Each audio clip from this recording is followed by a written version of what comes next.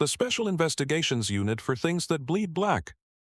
The official city budget has no line item for amnesiacs or reality anchors, yet my Unit's expenditures last year exceeded those of 3 standard precincts combined. Our job isn't to enforce the law, but to enforce reality itself when it begins to fray at the edges. Consider this debriefing your only warning. The call came through the radio's crackle as a standard 1057, a wellness check. For Officer Leo Martinez, working the graveyard shift in the city as quiet, forgotten quadrants, it was a familiar flavor of routine. The address was a third-floor apartment in a brick block that had seen better decades, a place where the lives of its tenants were stacked in neat, anonymous boxes. Head handled dozens of these. Most ended with an embarrassed elderly resident who'd simply forgotten to call their family. A few ended with the grim, inevitable discovery of natural causes. He took the stairs 2 at a time, the concrete smelling of damp and disinfectant. The third-floor landing was dim, lit by a single, flickering fluorescent tube that hummed like a trapped insect. Apartment 3B. The door was slightly ajar, a dark sliver against the institutional beige of the hallway. Protocol screamed at him. An open door on a wellness check was a red flag the size of a hearse. Martinez unholstered his sidearm, holding it low against his thigh, and announced his presence. Police department. Is anyone home? The silence that answered was not empty. It was thick, heavy, a physical presence that seemed to press in on him, swallowing the sound of his own voice. City silence was a myth. There was always a distant siren, the rumble of the subway, the buzz of a refrigerator. This was different. This was a vacuum. He nudged the door with his foot. It swung inward without a sound, opening into a small, sparsely furnished living room. His flashlight beam cut a clean, white cone through the darkness, sweeping the room in a practiced arc left to right. High, then low. A worn sofa, a coffee table, a television screen that reflected his light back as a dead, gray eye. Nothing seemed out of place, yet the oppressive quiet remained. There was no smell, either. Not the coppery tang of blood, not the cloying sweetness of decay, not even the mundane scent of stale air and old carpet. It was a sterile, absolute neutrality that was more unsettling than any foul odor. He moved deeper into the apartment, clearing the small kitchenette before turning toward the only other door, which led to the bedroom. It, too, was open. The beam of his flashlight preceded him, tracing the edges of a bed, a dresser, and then landing on the floor. And stopping. His mind, conditioned by years of training and experience, struggled to process the input. On the worn hardwood floor were several large, irregular pools of a substance that was perfectly, impossibly black. It wasn't the dark crimson of dried blood or the greasy sheen of motor oil. It was a profound, matte black that seemed to drink the light from his powerful LED flashlight, leaving no reflection, no highlight, no indication of depth. The beam simply ended where the fluid began, as if it were shining into a hole cut into the fabric of space itself. In the center of the largest pool lay a man. He was on his back, dressed in a plain t-shirt and jeans, his limbs arranged in a posture of complete repose. But his skin, his clothes, his hair, everything was a uniform, chalky gray. He was a statue carved from ash, a figure in a black and white photograph dropped into a world of color. Every pigment, every shade, every hint of vitality had been leached from his form, leaving behind a monochromatic husk. There was no visible wound, no sign of violence.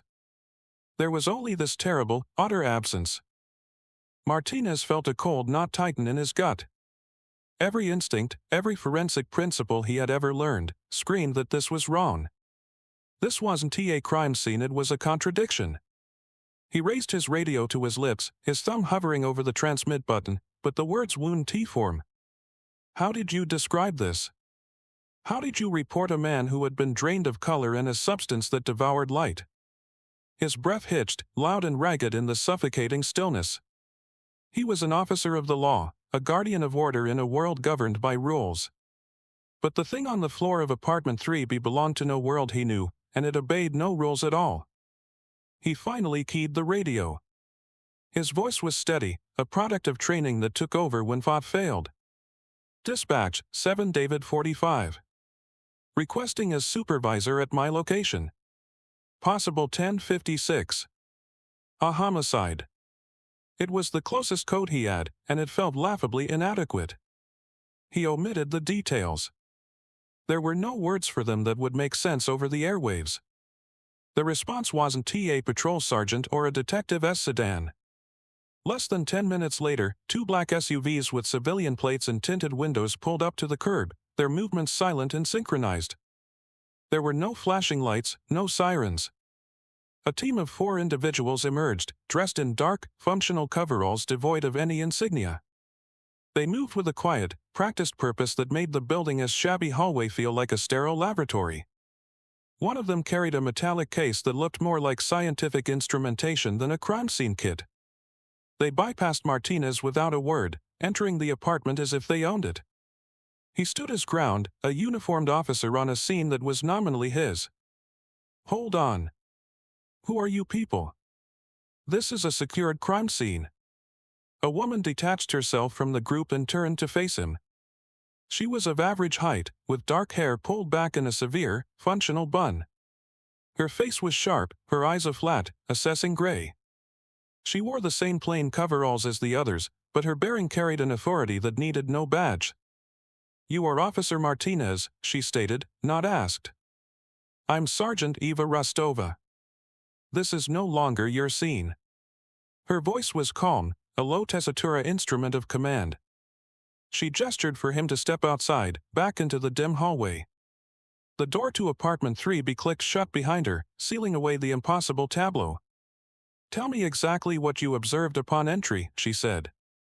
"From the moment you arrived on this floor." Martinez recited the facts, his training providing the structure. The ajar door. The lack of sound or smell. The state of the living room. He hesitated before describing the bedroom, the words feeling foreign and absurd in his mouth. Pools of a non-reflective black liquid. The victim, he was devoid of pigmentation. Entirely gray. Rostova listened without a flicker of surprise, her expression as neutral as a legal document. When he finished, she nodded once. "Your assessment is accurate." She produced a slim digital tablet from a pocket on her coveralls and held it out to him. "You will now be formally debriefed." On the screen was a document titled Incident Addendum Section 51B. It was dense with legalese, referencing internal affairs codes had never heard of and sections of federal law that sounded vaguely menacing. He scrolled through paragraphs about national security, public order, and containment of non-standard phenomena. At the bottom was a signature line. "What is this?" he asked, his voice tight. "It's a non-disclosure agreement," Rostova said simply. "It codifies what you already know as a police officer. What you see on the job stays on the job. This is just a more comprehensive version. Your signature confirms that your observation of this scene is now classified. Your silence is a condition of your continued employment and, for all practical purposes, your liberty." There was no threat in her tone, just the dispassionate statement of a fact. He looked from the tablet back to her impassive face. "What was that in there? What happened to that man?" "What you need to know," Rostova said, her gaze unwavering, "is that the situation is contained. The public is safe. Your duty is now to help us keep it that way." She tapped a folder icon on the tablet, bringing up a new document, a pre-filled incident report. The official cause of death for the tenant, Mr. Arthur Gable, was carbon monoxide poisoning from a faulty heating unit. That is the report you will file.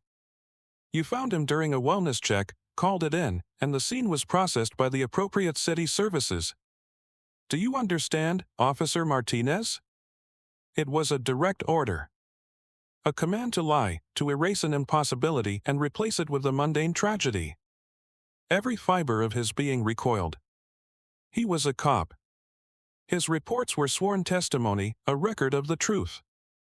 But as he looked into Sergeant Rostova's eyes, he understood that he had stumbled into a jurisdiction where the truth was a liability, and order was maintained by carefully constructed fictions. An hour later, the team filed out. They carried sealed containers now, and the sterile silence of the apartment had been replaced by the quiet hum of their equipment. When they were gone, Martinez stepped back into apartment 3B. It was empty. The pools of black fluid were gone. The monochromatic body was gone. There was no stain, no trace, not even a lingering smell. It was just a shabby, vacant apartment. The only thing left behind was the lie he was now required to tell. Filing the falsified report felt like a surgical amputation of his conscience. Officer Leo Martinez typed carbon monoxide and felt the weight of the lie settle in his bones, a permanent part of his professional anatomy. But while the official record was clean, his memory was not. The image of the monochromatic man, a void where a person should be, played on a ceaseless loop behind his eyes. Sleep offered no escape, only sharper, more vivid replays of the light-swallowing fluid and the absolute quiet of apartment 3B. A good cop follows orders. A better cop finds the truth. Haunted by the chasm between the two, Martinez began to dig. During his off hours, he sequestered himself in the precinct's digital archives, a ghost haunting the terminals long after his shift ended. He couldn't search for the impossible, so he searched for its shadow. His queries were oblique, a series of educated guesses aimed at finding other instances of institutional misdirection. He cross-referenced cold cases marked inconclusive with reports of sudden evidence contamination. He looked for wellness checks that were immediately sealed by outside agencies. He searched for obscure coroner's notes that mentioned anomalous biological samples or extreme, unexplainable cellular decay. He found 3. One was a case from 7 years prior. A librarian found in the stacks, with the MIA's initial report mentioning total pigment loss before being officially superseded by a finding of a rare, aggressive fungal infection. Another was a decade-old city surveyor who vanished in the subway tunnels, his equipment found alongside a sample of unidentified tar-like residue that later disappeared from the evidence locker. The third was more recent, a hiker on the city outskirts whose body was supposedly ravaged by animals, yet the initial responding officer's notes, buried deep in the file, described the scene as geometrically precise and unnaturally clean. In each case, the pattern was the same. A bizarre, inexplicable event, followed by a swift, quiet intervention from an unnamed authority, and a final, mundane explanation that closed the book. He was connecting dots that weren't supposed to exist, tracing the outline of a cover-up so vast and systematic it felt like a separate branch of government.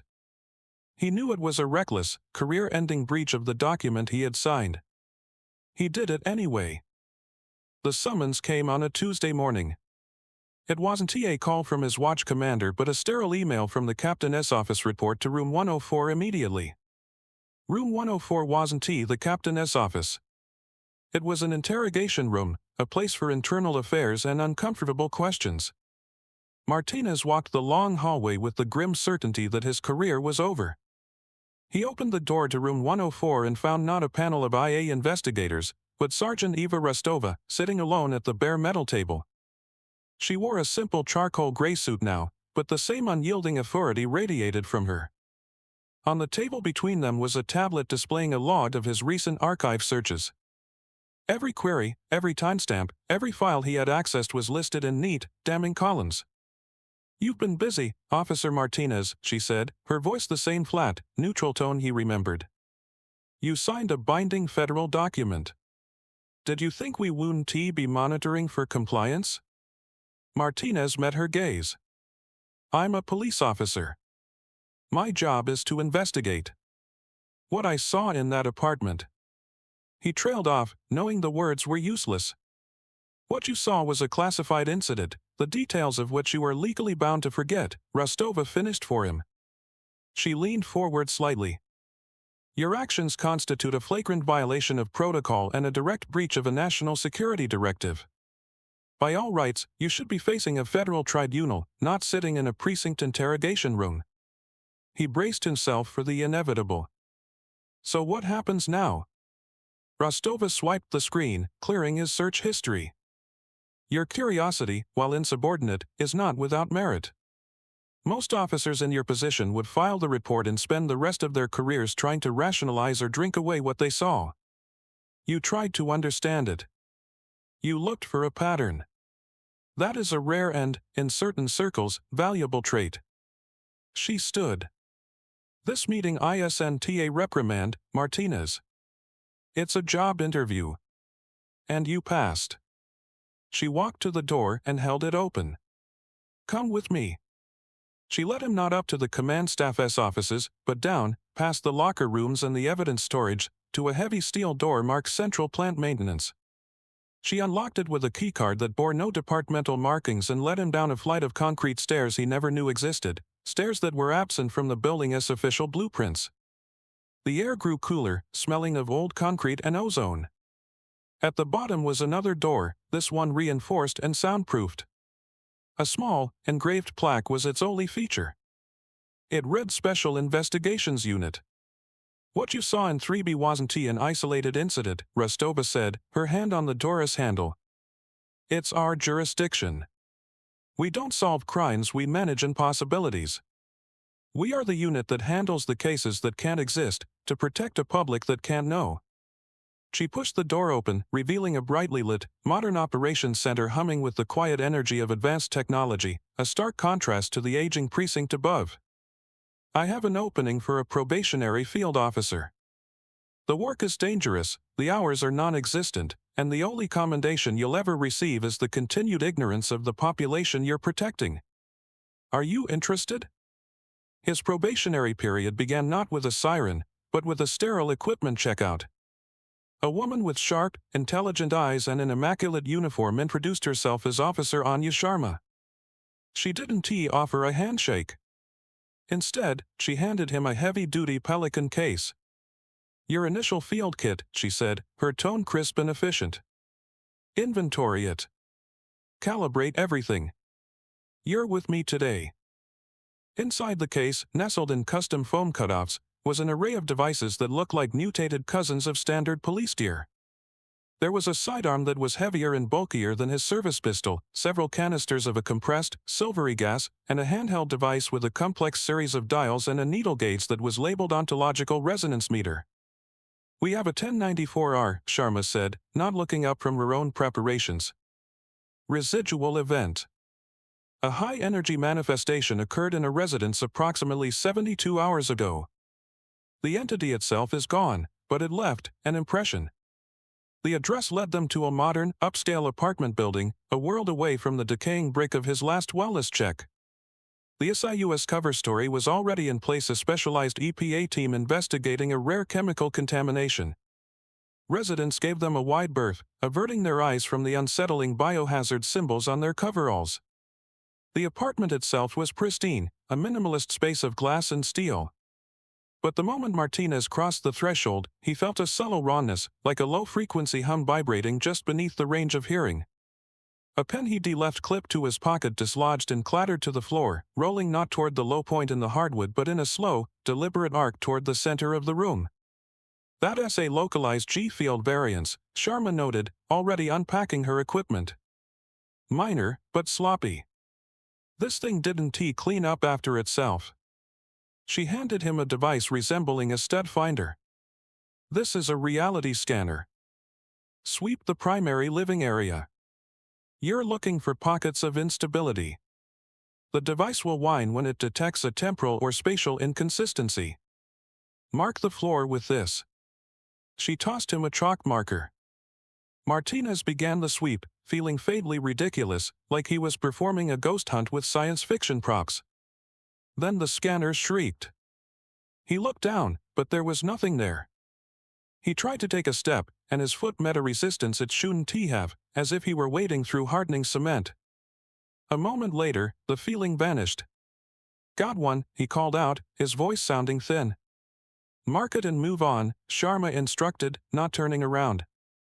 "Don't linger in a distortion field. It's bad for your sense of linear time." For the next 3 hours, Martinez learned the terrifyingly tedious nature of his new job. It was forensics for the laws of physics. Sharma drilled him relentlessly. He learned to set up containment emitters that projected a low-level stabilizing field. He learned to take readings of the ambient psychic energy, logging the numbers in a complex, multi-page report. Every action was precise, every measurement double-checked. A mistake wasn't just a procedural error, it was a potential breach of consensus reality.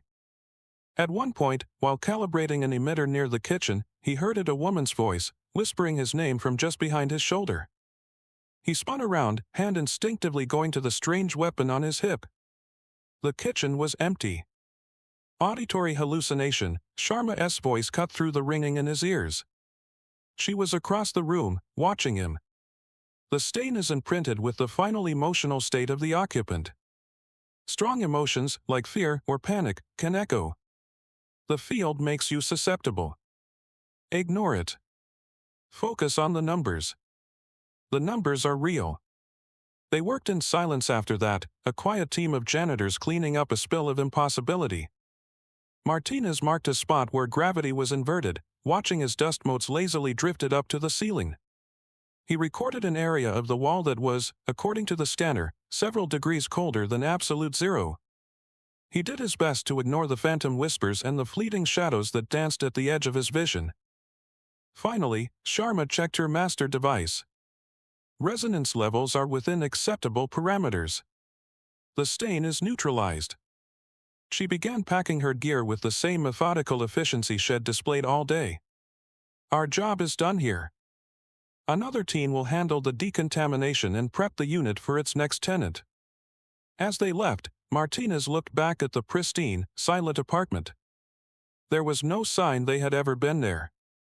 There was no trace of the gravitational shifts or the temporal hiccups. It was just an empty room, scrubbed clean of its trauma.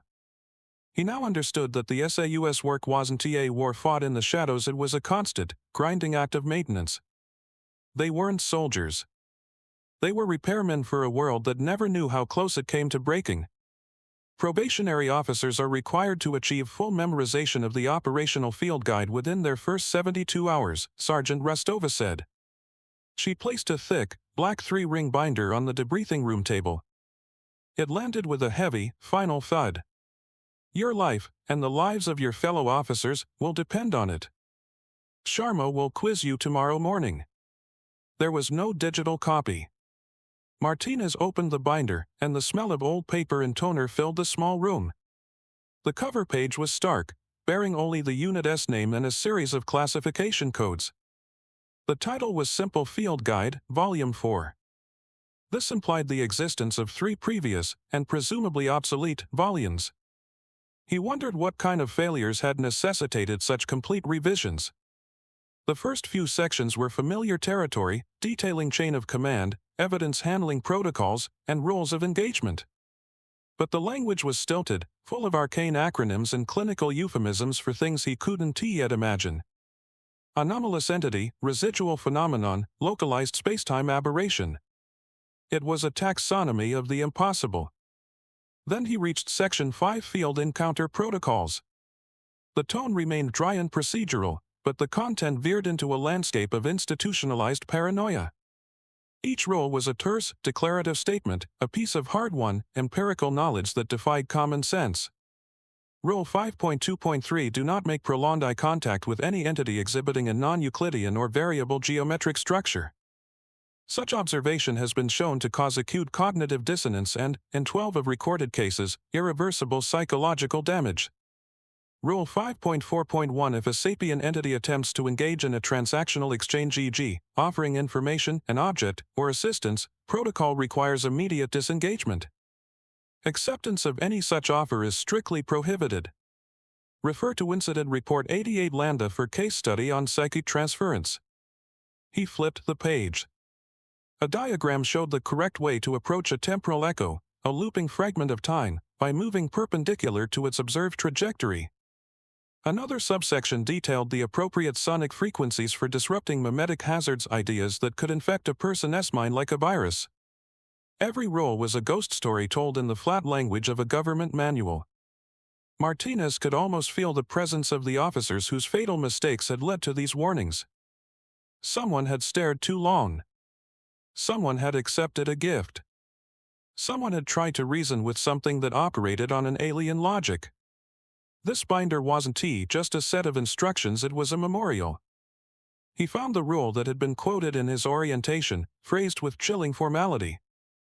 Rule 7.8.2 Under no circumstances should an officer attempt to engage an entity possessing a polyarthroidal skeletal structure, colloquially, too many joints. Direct visual confirmation is to be avoided. Observation, if necessary, must be conducted via indirect means, such as reflections or digital feeds. A footnote in smaller type added field tests confirm these entities perceive direct gaze as a territorial challenge. Their response is invariably hostile and immediate. Further in, an appendix on equipment maintenance contained a protocol that would have earned him a month's suspension in any other unit. Appendix C7 Field recalibration of the Lang-Sassoon emitter. In cases where an emitter fails to stabilize a localized G field, a controlled application of kinetic force percussive maintenance to the primary casing has a statistically significant chance of resetting the internal chronometer. This is authorized only as a final measure before total withdrawal from the containment zone. A crude, hand-drawn diagram showed a fist hitting the side of the device with a starburst indicating impact. He closed the binder, the weight of its contents seeming to press down on him. The world he had known, a world of criminals and victims, of cause and effect, had been a comfortable fiction. This guide was the unredacted truth. It was a rulebook for a game where the players were hopelessly outmatched, and survival depended on knowing which monsters you could fight, which you had to trick, and which you could only run from. The call came in as an interagency referral from a white-collar crime unit. A financial tech firm, Kronos Analytics, had reported a sudden, statistically impossible spike in internal HR complaints, accusations of corporate espionage between rival teams, and 3 separate physical altercations in 1 week. The official theory was extreme workplace stress. The SIU's proprietary data mining software, however, had flagged a correlated anomaly, a cascade of minute data corruption errors originating from the company's internal VoIP phone system. "It's a Class 3 auditory incursion," Sharma explained as they drove toward the downtown business district in an unmarked van. "We call them phonemes. They're non-corporeal, parasitic entities that subsist on information. They nest in complex communication networks, feeding on insecure data." She tapped a schematic of the Kronos building on her tablet. "In the process, they excrete a kind of psychic static.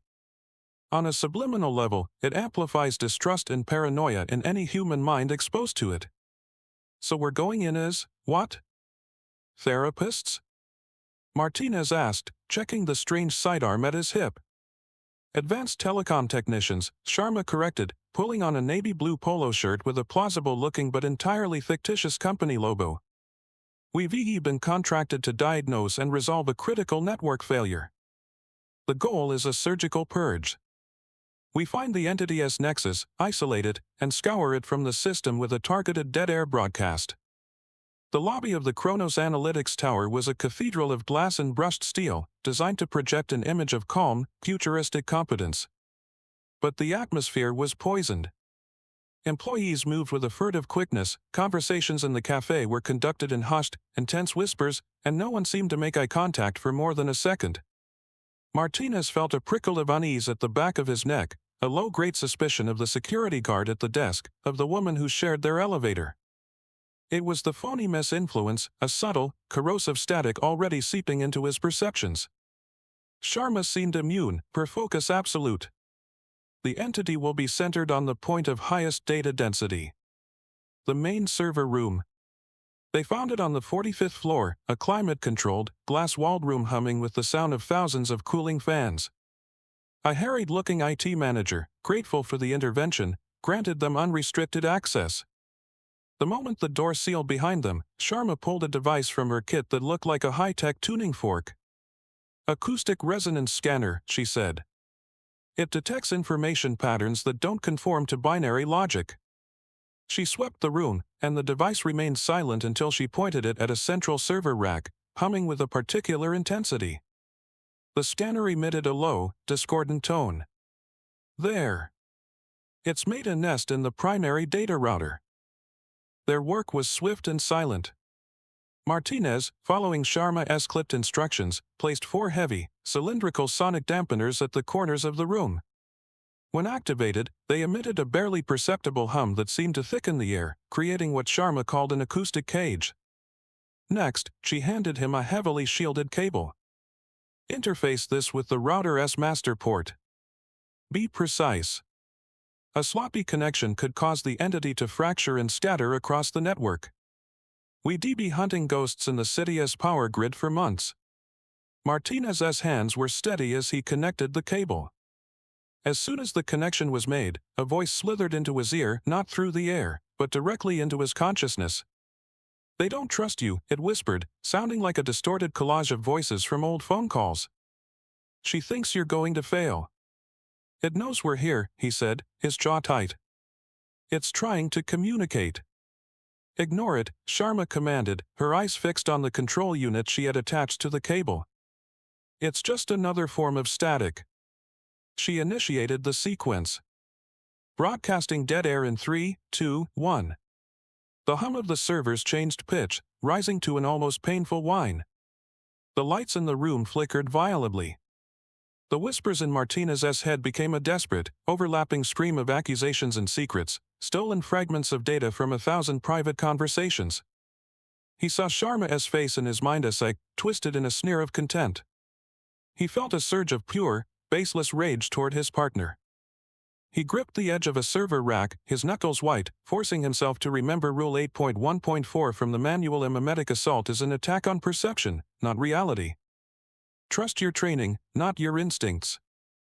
Then, as suddenly as it began, it was over. The servers returned to their normal hum. The lights steadied. And the silence in his mind was clean and absolute. The acoustic resonance scanner on Sharma's belt was quiet. "Purge complete," she announced, already beginning to disconnect their equipment. "The residual paranoia in the building will dissipate within 48 hours. Most will chalk it up to a bad week at the office." They packed their gear, leaving no evidence of their true purpose. They were just two telecom technicians who had fixed a glitch in the system. The alert was for a mimic entity, Class 4, colloquially known as a doppelganger. The location: the cavernous, hushed halls of the city's central public library, after closing hours. According to the field guide, these entities were psychic predators that mirrored their targets not just in appearance, but in recent memory and behavior, making them exceptionally difficult to distinguish from the genuine article. They were drawn to places of dense, quiet human thought. "Standard containment protocol," Sharma briefed in the back of the van, her voice a low monotone. "We sweep, locate, and isolate. These things are usually passive until cornered. The primary threat is psychological. It will try to convince you that I'm the mimic. It will use my memories, our shared experiences. Trust your equipment, not your senses." She tapped the ontological resonance meter on her belt. The meter doesn't lie. The library was an ocean of shadows, the vast reading rooms and towering shelves of books creating a complex, three-dimensional maze. They moved as a four-person team, sweeping sector by sector. The silence here was different from the vacuum in apartment 3B. This was a living quiet, heavy with the weight of a million sleeping stories. Martinez kept his weapon at a low ready, his eyes scanning the endless corridors of shelving. Every flicker of movement, every creak of the old building, sent a jolt of adrenaline through him. They found it in the historical archives, a climate-controlled section in the sublevel. The meter on Sharma's belt began to hum, the needle quivering. At the end of a long aisle, standing by a table piled high with brittle, yellowed mats, was another Officer Martinez. He was a perfect copy, down to the scuff on his left boot and the weary set of his jaw. The copy turned, saw them, and its face registered a look of pure, terrified recognition. "Sharma, thank God," the copy said, its voice a perfect match for his own. "It's in here. It took my form. Don't let it fool you." "Hold your position," Sharma commanded, her voice steady, her sidearm aimed squarely between the two Martinez duplicates. "Martinez, state your probationary officer identification number." 973 Delta, he said, the numbers dry in his mouth. 973 Delta, the copy repeated instantly, its eyes wide with panic. "It's a mind reader, Sharma. Use the meter." Sharma's gaze flickered to her belt. The needle was vibrating wildly, unable to lock onto a stable reading. Too much interference. It's south too close to the original. That was when a door to a small study corral, previously thought to be empty, creaked open. A young woman, a college student who must have fallen asleep and been locked in, peered out, her face pale with confusion. "Is everything okay?" she whispered. The moment she spoke, the copy's head snapped toward her.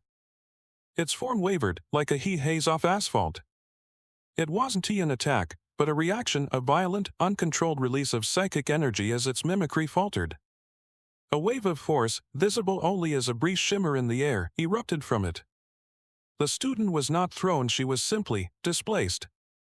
One moment she was standing in the doorway, the next she was half inside the thick plaster wall behind her, a terrible collage of flesh and construction material. She crumpled to the ground, a silent, broken heap. In that instant of horror and distraction, Sharma fired. Not a bullet, but a focused beam of disruptive energy from her sidearm. The copy convulsed and dissolved into a shower of gray, static-like particles that vanished before they hit the floor. The aftermath was a lesson in brutal efficiency.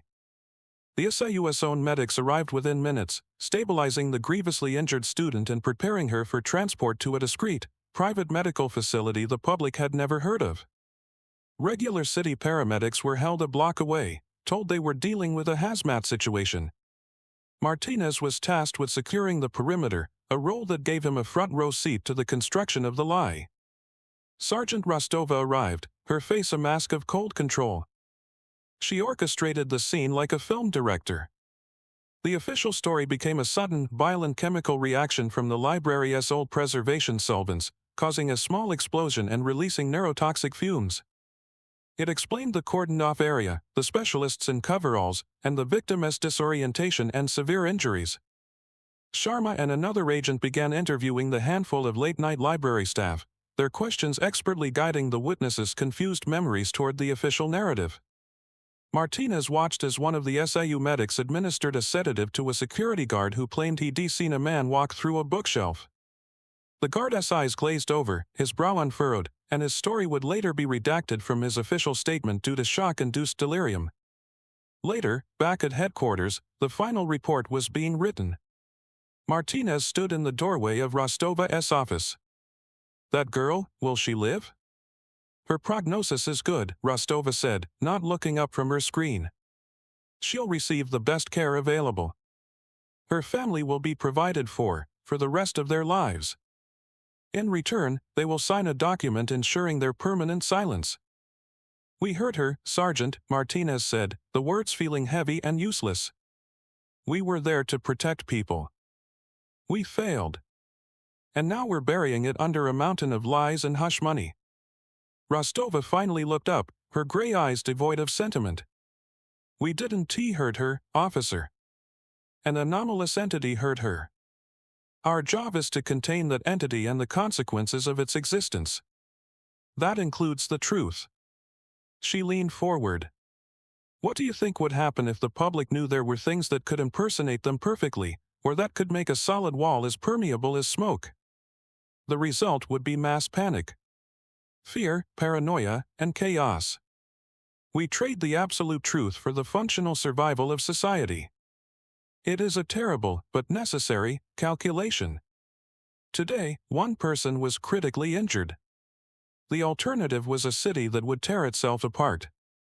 That is the cost of the secrecy that protects them. It is not a compromise. It is our primary function."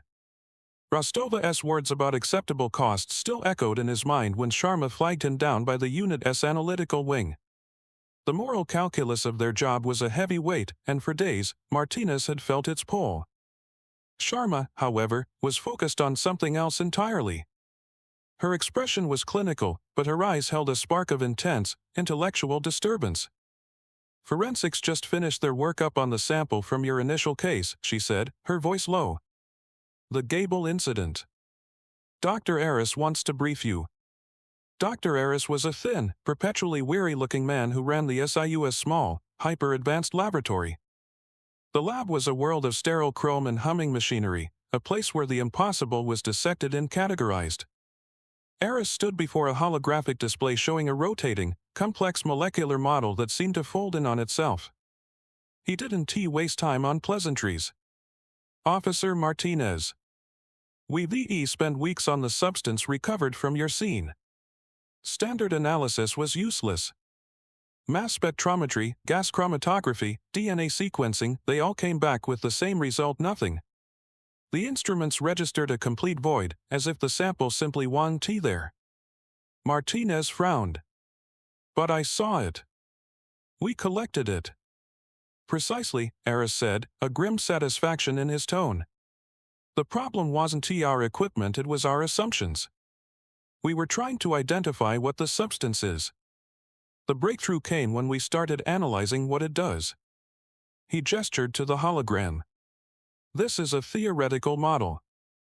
The substance doesn't appear to have a conventional atomic structure. It's more akin to a localized rupture in spacetime that has achieved a kind of biological stability. We're calling it a null-state biological medium. The term meant nothing to Martinez. In English, Doc? Eris took a deep breath, like a man about to explain the color blue to someone born blind. The substance doesn't absorb light, which is why it appeared perfectly black. It cancels the quantum state of any photon that interacts with it. It doesn't get cold, it erases thermal energy.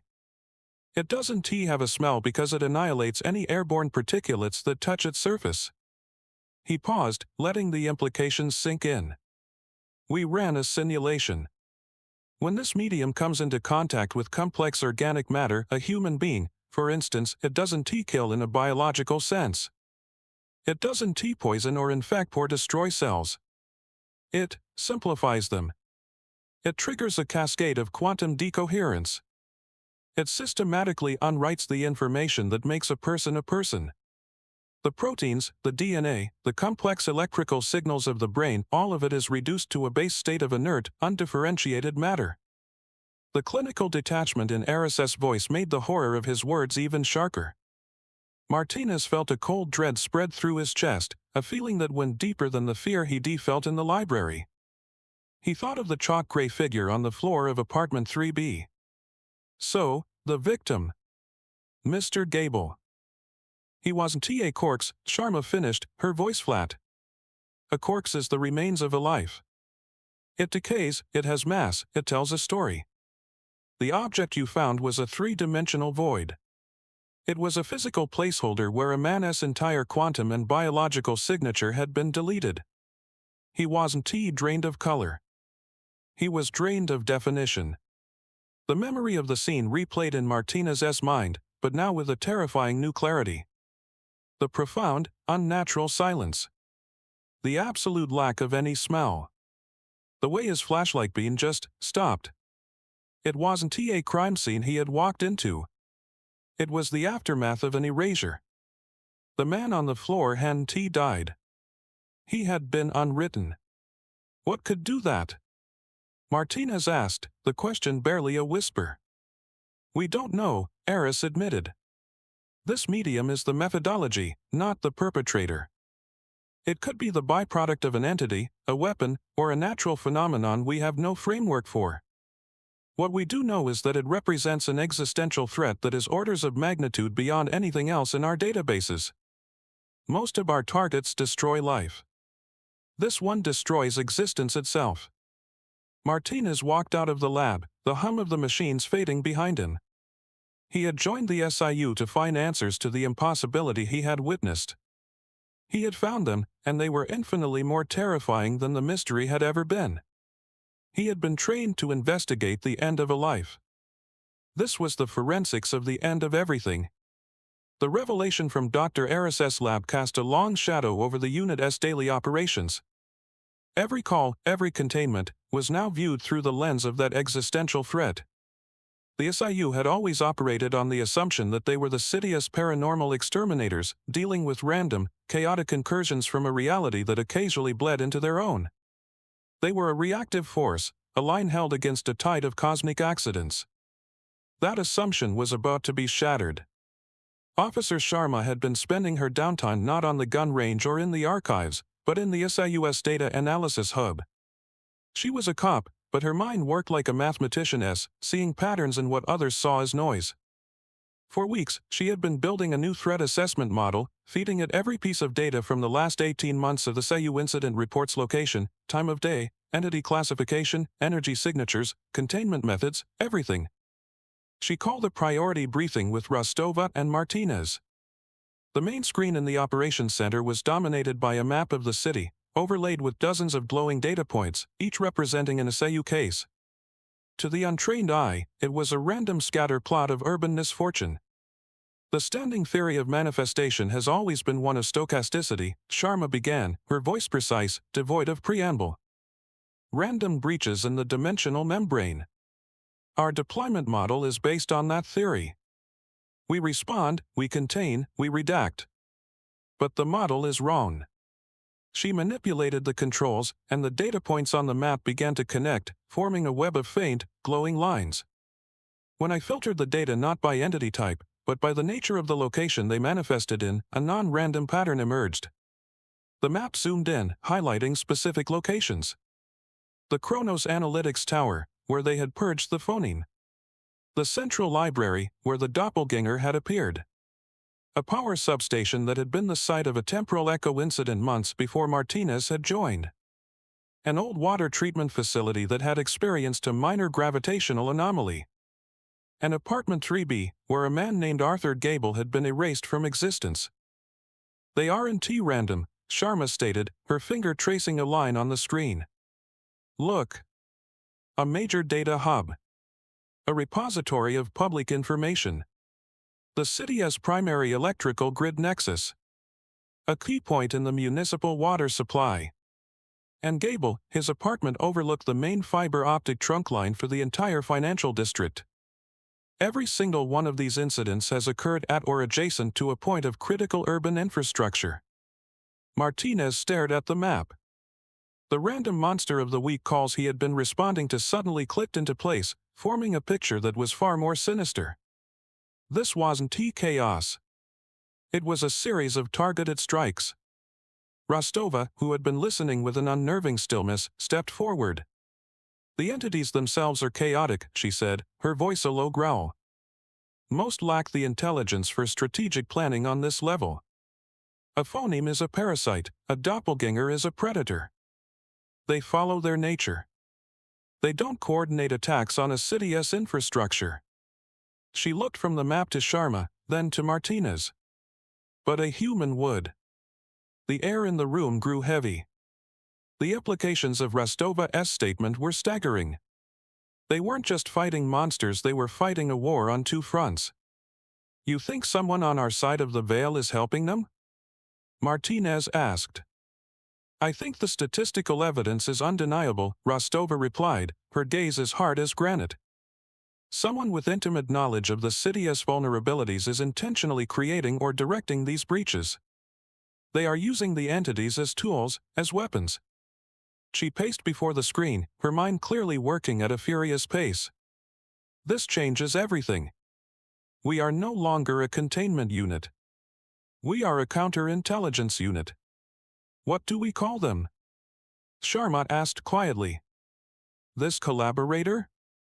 Rostova stopped, her eyes fixed on the glowing web that represented a systematic, silent assault on her city.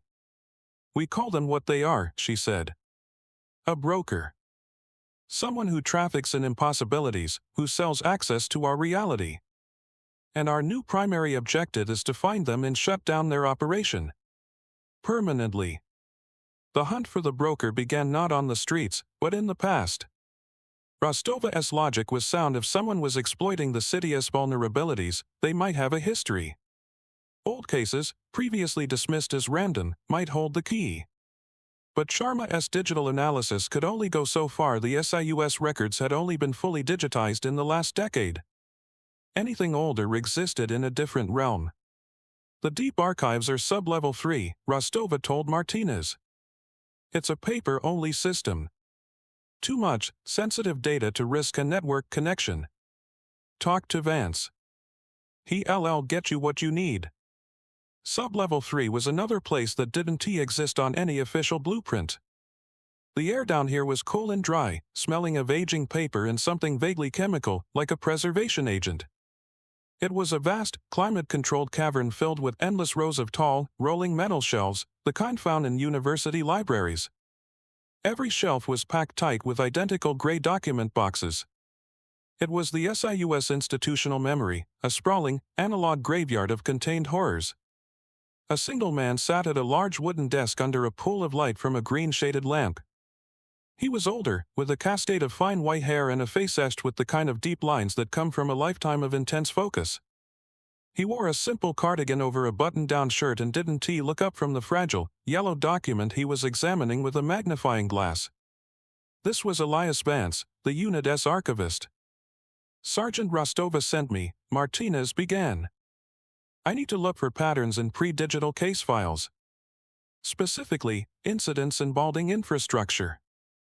Vance looked up, and his eyes, magnified by a pair of thick spectacles, were pale and startlingly intelligent. "Ah, yes. The new probationary officer. The one who saw the null state. Rostova Svali, some are calling you." His voice was a dry, rustling whisper. "Patterns. Everyone is looking for patterns. They think the chaos has a syntax." He rose from his chair with a slow, deliberate motion. "The digital records are clean, efficient. They are also incomplete. A summary. An abstraction. The truth of these things, the texture of them, is in the paper." He gestured to the rows of shelves. "Every report, every witness statement, every field sketch, every failed hypothesis. It's all here.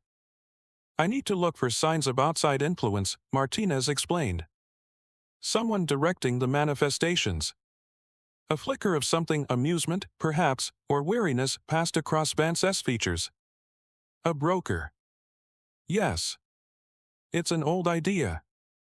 One that recurs every decade or so, whenever the incidents align in a way that suggests a human hand." He began to walk down an aisle, his hand trailing along the spines of the document boxes. "The problem, officer, is that our work attracts a certain kind of person. Those who see these entities not as a threat, but as an opportunity. Power. Knowledge. Transcendence. They all offer a tempting shortcut." He stopped and pulled a heavy box from a shelf, blowing a thin layer of dust from its lid. The label read Case File 78 Epsilon. The bell tower's silence. "Have you ever considered," Vance asked, his back still to Martinez, "that this wouldn't be the first time? That the desire to open the door is as old as the door itself?" He opened the box and carefully lifted out a file. Inside was a black and white photograph of a church bell tower. 1978, a localized acoustic void manifested in this belfry. For 3 days, it absorbed all sound within a 50-foot radius. We contained it. The official story was structural damage.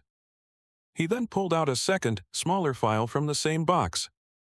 It was an internal affairs report, heavily redacted. Months later, we discovered that one of our own, a physicist on the RD team, had triggered the event. He believed the void was a gateway. He was trying to communicate with whatever was on the other side. Martinez stared at the redacted file.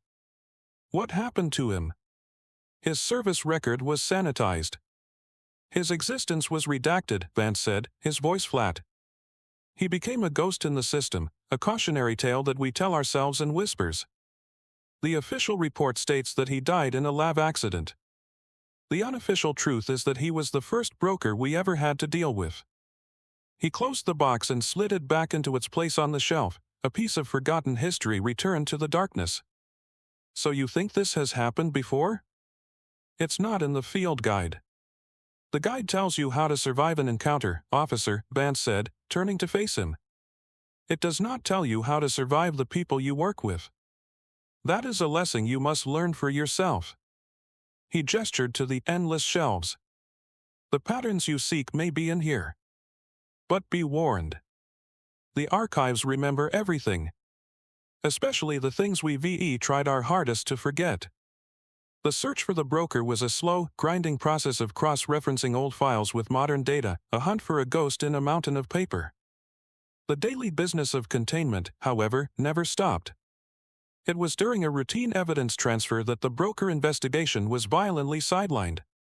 Martinez was in the SIUS evidence lockup, a vault-like room in the deepest part of the sub-basement, assisting Sharma with cataloging samples from a recent case. The lockup was a library of contained anomalies. Each item was stored in a specialized, energy-shielded locker, its status indicated by a small light on the door. Green meant stable. Yellow meant fluctuating. Red meant a containment breach was imminent. A piercing alarm blared through the room, and a row of overhead lights flashed red. A locker on the far wall, labeled EV004 Stillness, had gone dark. The green light was out. A power failure. Primary containment field on EV004 has failed. Sharma's voice was sharp, cutting through the alarm. Secondary field is not engaging. Martinez, what is your position? East wall, by the transfer station, he replied, his hand already on his sidearm. Get out of there. Now, she commanded. The effect radius is. Her voice was cut off as a wave of profound silence washed over the room, swallowing the sound of the alarm. It wasn't just quiet, it was the cessation of all vibration. The air became thick, heavy, like setting concrete. Martinez tried to take a step toward the exit, but his foot landed with a strange, final thud. He looked down. The dust motes in the air, previously dancing in the light, were frozen solid, suspended in place. A drip of condensation on a pipe hung motionless, a perfect, unmoving teardrop. He was inside the field. He remembered the entry for stillness from the field guide. A localized temporal stasis field. All matter within the affected zone with a velocity below a certain threshold is locked in a state of suspended time. He looked over at the locker where Sharma had been working. She was a statue, her hand outstretched, her mouth open in a silent, frozen shout. Panic, cold and sharp, tried to take hold. He fought it down with the iron discipline of his training. He took another step. It was difficult, like wading through molasses, but possible. Motion. The guide had said the effect was tied to velocity. If he stopped moving, even for a second, he would join Sharma as a permanent fixture of this silent tableau. He began to walk. A slow, steady, deliberate pace around the perimeter of the affected zone. He couldn't run, the resistance of the stasis field was too great. He could only walk, a prisoner on a treadmill of his own making. He had to keep every part of his body in motion. He swung his arms, shifted his weight from foot to foot, rolled his neck. To stop was to cease to exist in time. His calms were dead, trapped in the same silence that had claimed the alarm. He was alone. He could see the rest of the SIU headquarters through the reinforced glass of the lockup door. People were moving, shouting, their actions frantic but soundless.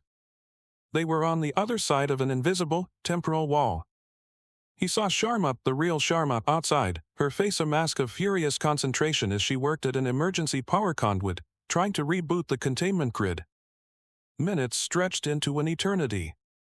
His muscles began to burn with the strain of the constant, forced movement. His lungs ached. Sweat beaded on his forehead and stayed there, refusing to fall. The temptation to just stop, to rest for a single, blissful second, was overwhelming. He focused on Sharma's frantic work, using it as an anchor. He kept pacing. Left foot, right foot. Swing arms. Keep breathing. He passed the frozen image of the other Sharma, her face a perfect mask of horror. He passed a toolkit that had been knocked over, the tools hanging in mid-air in a perfect, impossible arc. This was the reality the SIU held back, a world where the fundamental laws of physics were merely suggestions. He felt a tremor in the air, a subtle shift in the oppressive stillness. The frozen dust motes began to drift again. The suspended droplet of water fell with an audible plink. The sound of the alarm, deafening now, crashed back into existence. The stasis field had collapsed. Martinez stumbled, his legs suddenly feeling like lead, and caught himself on a storage locker. He was gasping for air, his heart hammering against his ribs. Through the window, he saw Sharma slump against the wall in exhaustion, the emergency conduit sparking in her hand. The light on locker EV004 was green again. He looked over at the spot where the frozen version of Sharma had stood. It was empty. The temporal duplicate had simply vanished when the timeline was restored. There was no evidence that anything had happened, except for the searing memory of the silence and the agonizing, life-saving burn in his muscles. Motion was not just an action, it was a state of being. And for a few eternal minutes, it had been the only thing keeping him alive. EOT. The containment breach and the evidence lockup served as a brutal reminder of their dual priorities. While Martinez and Vance sifted through the ghosts of past failures in the paper archives, Sharma attacked the broker problem from a different angle. She believed the broker, being human, would make a human mistake. He or she would need to communicate, to coordinate. And in the modern world, communication left a digital footprint. She barricaded herself in the data analysis hub, surrounded by a fortress of monitors displaying cascading lines of code and network traffic maps. Her search was a needle in a haystack problem of astronomical proportions. The broker was obviously skilled, unlikely to use conventional email or messaging apps. Sharma's approach was therefore indirect. She wasn't looking for the message, she was looking for the silence where a message should be. Her theory was based on steganography, the art of hiding information in plain sight. She wrote a sophisticated algorithm to scan terabytes of the city's public and municipal data streams, not for keywords, but for statistical anomalies in the data itself. She was looking for a ghost in the machine, a pattern of communication that was designed to look like nothing at all. For a week, the search yielded nothing but false positives. Then, she got a hit. It was in a place no one would ever think to look: the automated maintenance request system for the city's electrical grid. Thousands of routine, algorithmically generated work orders were logged every day: reports of failing transformers, voltage fluctuations, requests for line inspections. It was the most mundane, bureaucratic data imaginable. But Sharma's program had flagged a series of requests that were, to a machine, statistically perfect. Too perfect. They were flawless examples of random data noise, so flawless that it was an anomaly in itself. True randomness is messy.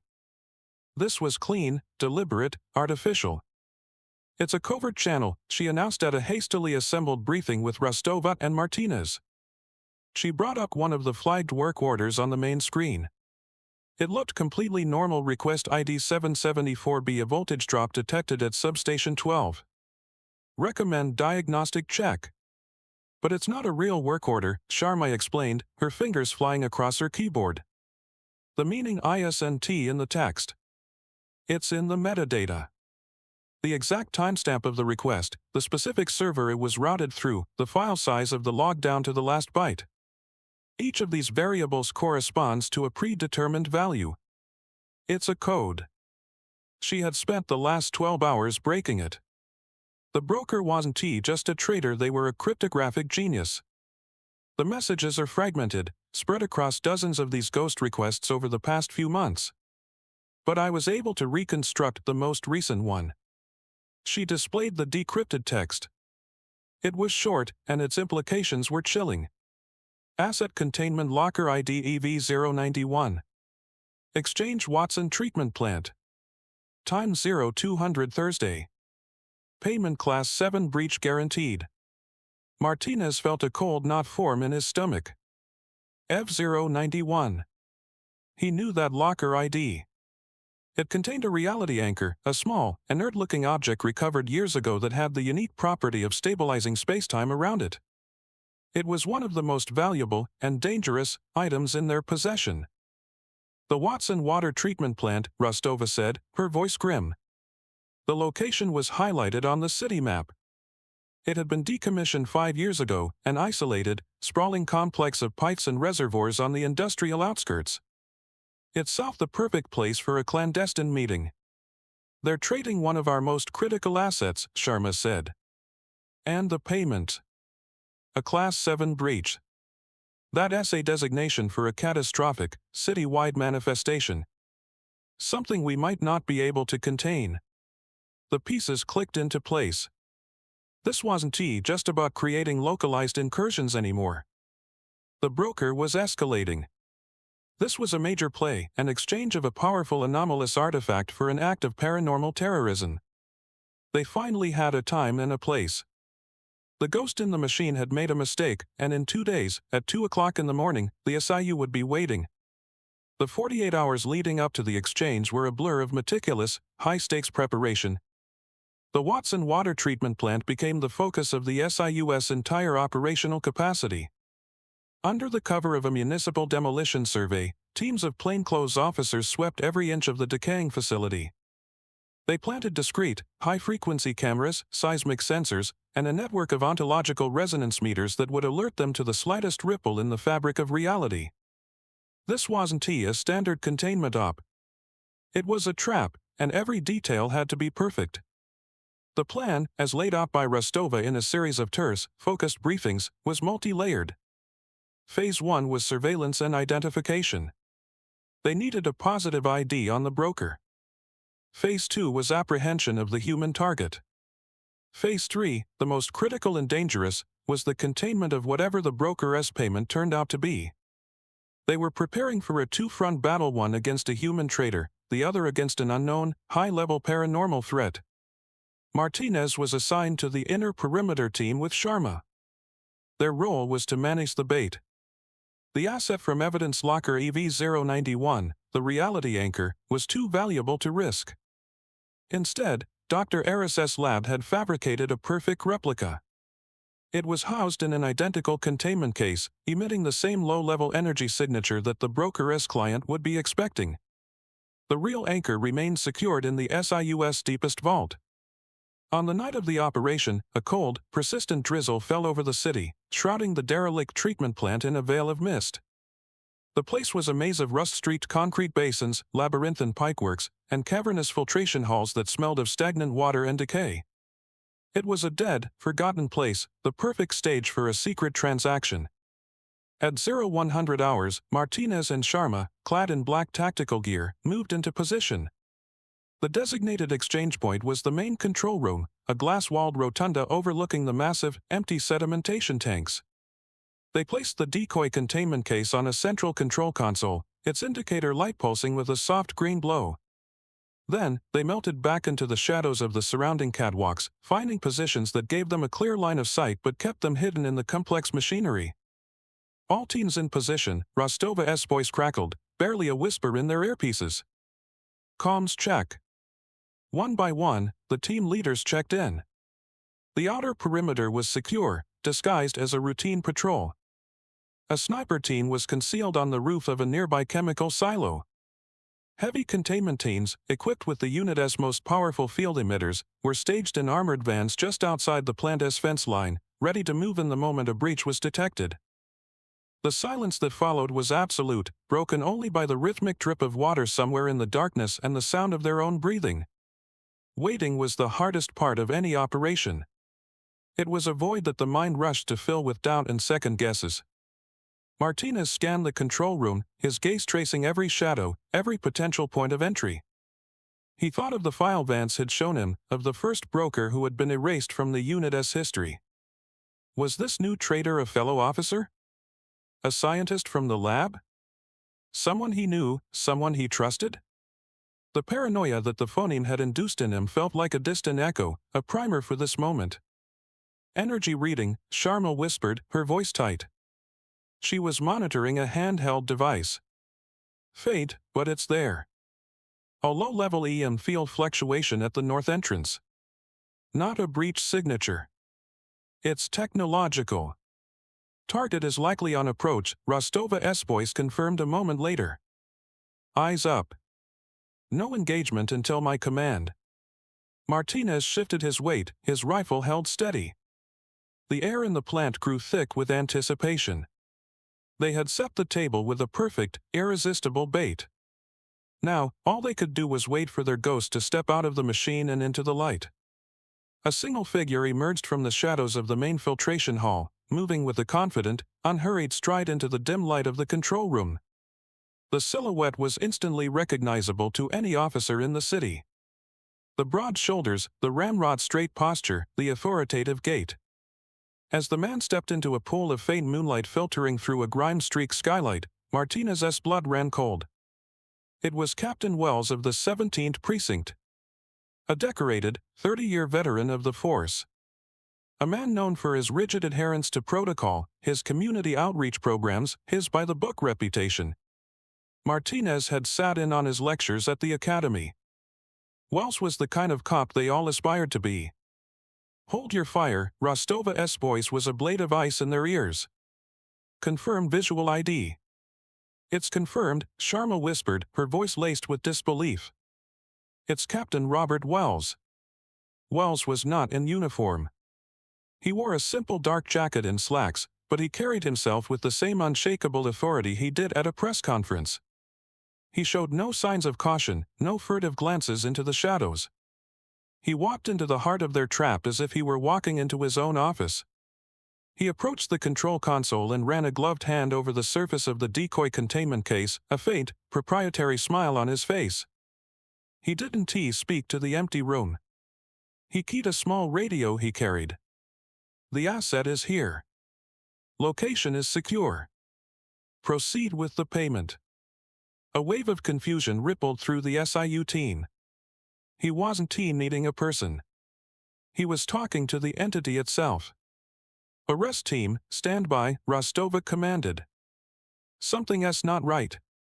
Wells turned then, his gaze sweeping the darkened catwalks. He looked directly at the spot where Martinez was concealed, and his smile widened. "You can come out now, Sergeant Rostova. And your people. Theatrics are unnecessary." A heavy silence descended. Martinez's heart hammered against his ribs. How could he know? Rostova's voice came over the comms, cold and hard. "He has made us. All teams, converge on the control room. Apprehend the target." Lights flooded the room from all sides as the arrest teams moved in, their weapons trained on the lone figure of Captain Wells. He didn't flinch. He didn't raise his hands. He simply stood there, a look of serene, almost pitying, disappointment on his face as he was surrounded by his fellow officers. Rostova descended from a high gantry, her weapon aimed at his center mass. "It's over, Wells," she said, her voice echoing in the vast, silent hall. "You're under arrest for treason." "Treason?" Wells chuckled, a dry, humorless sound. "On the contrary, Sergeant. I'm a patriot. I'm trying to ensure the survival of our species." "By selling us out to them?" Rostova's voice was laced with contempt. "Not selling out. Integrating," Wells corrected, his tone becoming that of a lecturer addressing a class of slow students. "For 100 years, your little unit and its predecessors have been playing whack-a-mole with the inevitable. You treat their arrival as an invasion, a contamination. You are blind. You're trying to patch a dam that is about to be washed away by the entire ocean." He gestured to the empty space around him. "They are not monsters. They are the next stage of evolution. A higher form of existence, operating on principles we can barely comprehend. I'm not their collaborator. I am their apostle. I have spent years facilitating their incursions, studying their nature, helping them gain a foothold in our reality." Martinez stared, appalled. This wasn't a man motivated by greed or power. This was a zealot, a true believer. Wells had been using his position, his knowledge of the city's infrastructure, his access to police resources, to help the very things they were sworn to fight. The null-state entity, the phoneme, the doppelganger, they weren't random attacks. They were Wells's field experiments. "You're insane," Rostova stated flatly. "Am I?" Wells's eyes had a fervent, unnerving glow. "I believe that humanity's only path forward is to merge with them. To shed these fragile, limited bodies and embrace a new form of consciousness. I am not a broker. I am a bridge. And tonight's payment is not for me. It's for all of us. A demonstration. A gift." His gaze shifted to the containment case on the console. "And you brought me exactly what I needed to open it." EOT. Before anyone could react to Wells's final, cryptic statement, he slammed his hand down on the decoy containment case. It wasn't an act of frustration, but a precise, deliberate strike. The case didn't open. Instead, a network of faint, glowing blue lines erupted across its surface, pulsing with a sudden infusion of energy. Wells had not come to take the artifact, he had come to activate it. The decoy, designed to mimic the energy signature of the real anchor, had been turned into a bomb or worse, a beacon. He is not a broker, he is a trigger. Sharma's voice shouted over the comms, a split second of horrified comprehension. The case is a catalyst. A low, resonant hum filled the water treatment plant, a sound that was felt more than heard, vibrating deep in the bones of every officer present. The lights in the facility flickered, then died, plunging them into a darkness broken only by the eerie blue glow of the activated device. Then, the real effect began.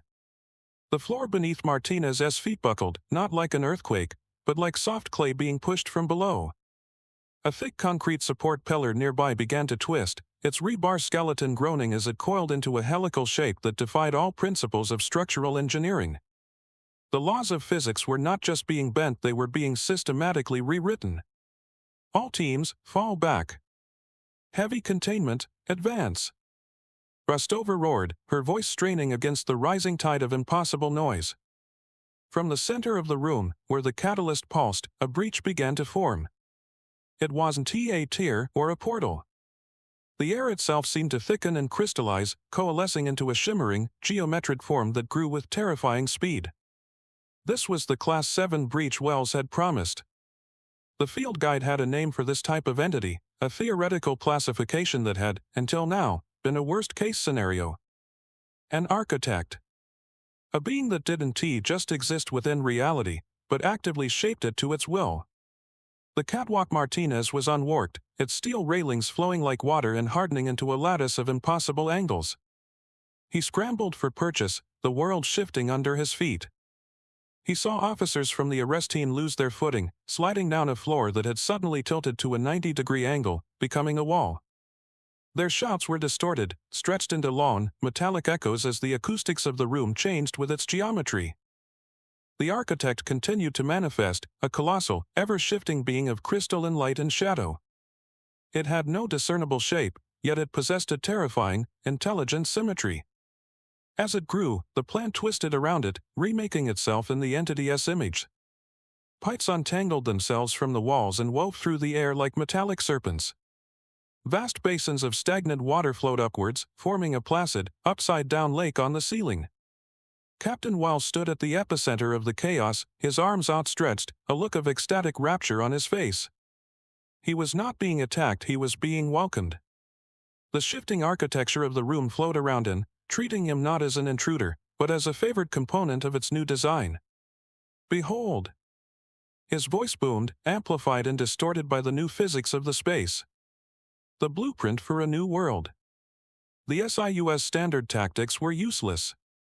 How do you contain a threat that treats the battlefield itself as a weapon? The heavy containment teams tried to deploy their stabilizing emitters, but the ground they stood on liquefied, swallowing the devices whole.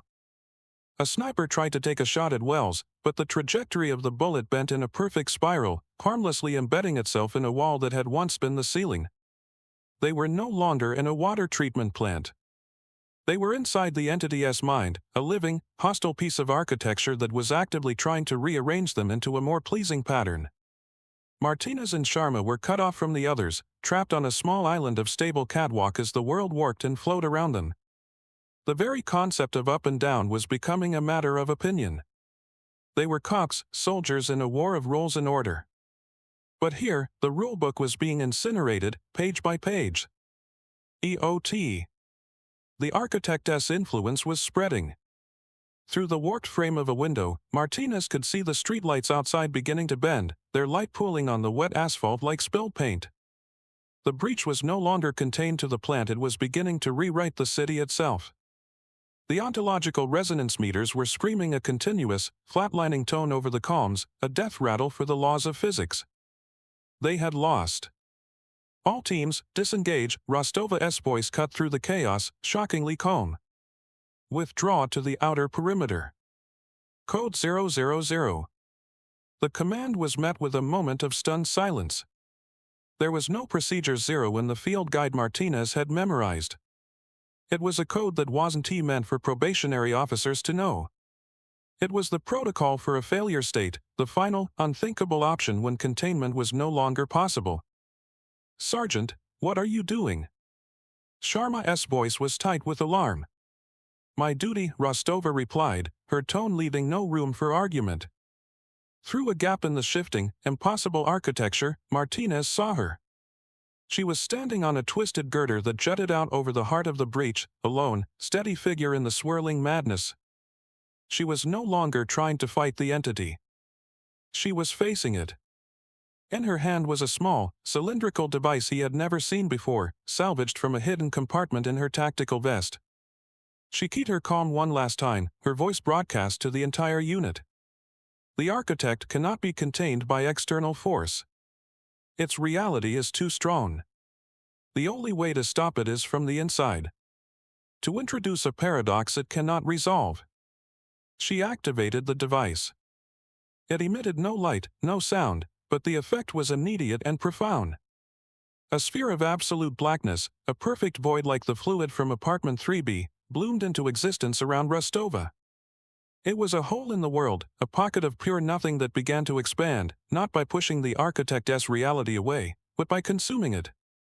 The twisting girders, the upside-down lake, the crystalline form of the architect itself, everything that touched the edge of the sphere was simply gone. Erased. It was the null-state medium, weaponized. Wells, still locked in his ecstatic trance, finally seemed to realize what was happening. His expression shifted from rapture to outrage. "No. You can't. You're destroying a miracle." He screamed, his voice swallowed by the encroaching silence. The architect convulsed, its light flickering as its newly created reality was unwritten by the expanding void. Rostova stood at the center of it all, a living anchor of negation. The device wasn't a bomb, it was a converter. It was turning her mass, her energy, her very existence, into a localized singularity, a self-contained dimensional collapse. She was using her own being as the ultimate containment vessel. She was pulling the breach in on herself, sealing it off from their world by erasing the space it occupied. Her final transmission was not broadcast to the entire unit. It was directed, sharp and clear, in Martinez's ear alone. "Martinez. You are the senior officer on scene.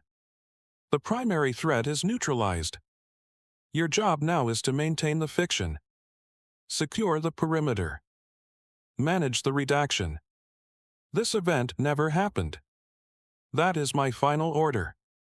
The sphere of nothingness imploded, collapsing with a silent, violent rush that pulled everything in the plant toward its center. Martinez and Sharma held on as their catwalk was ripped from its moorings, the entire structure groaning as it was dragged toward the epicenter.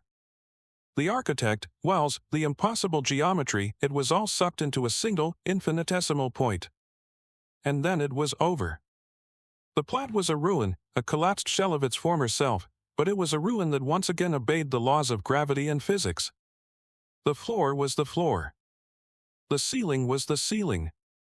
Outside, the streetlights were straight again. The world had snapped back into place. Of Sergeant Eva Rostova, Captain Wells, and the architect, there was no trace. They were gone, along with the space they had occupied.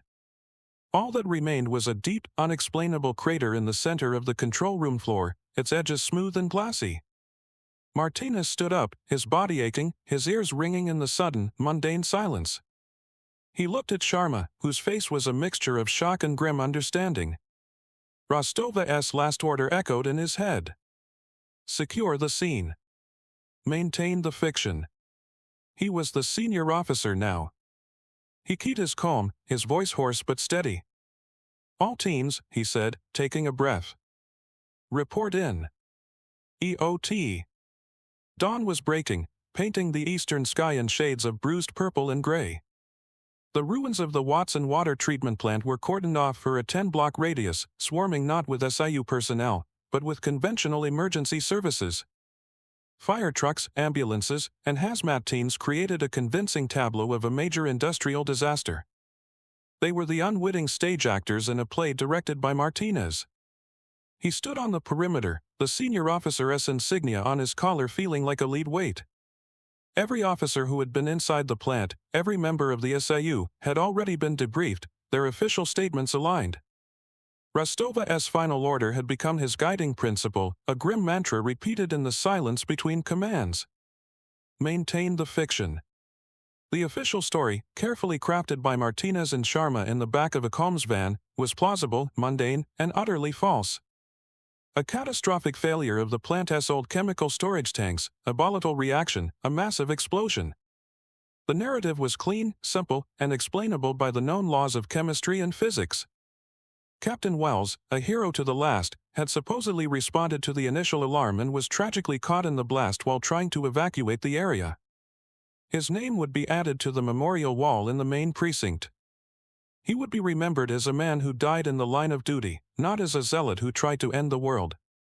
It was a lie that protected the integrity of the entire department. Sergeant Eva Rostova, according to the same report, was an attached specialist from a federal task force on industrial safety. She, too, had perished in the explosion. Her file, already thin, would be sealed, her existence relegated to a name on a casualty list. There would be no funeral, no eulogy.